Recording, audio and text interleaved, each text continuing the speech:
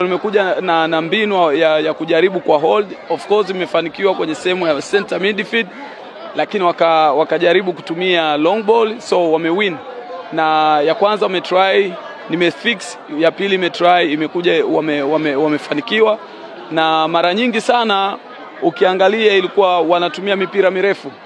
Sasa na sisi kwenye swala la kuzuia halikuwa lina shida sana. Lakini kwenye kujisahau na ukiwa una players kwenye sehemu ya kushambulia, unatakiwa uwe very careful. So mimi nitafungwa kwa sababu ya kufanya mistake mimi mwenyewe. Na ndio kitu ambacho napata punishment hizo nikiwa katika hiyo swala la game inapokuwa inaendelea. Lakini sioni kwamba kuna build up ya kutoka kwa opponent kuja kwangu mimi kuniattack kama mimi mwenyewe nitakuwa sijafanya makosa mimi mwenyewe kwenye wachezaji wangu.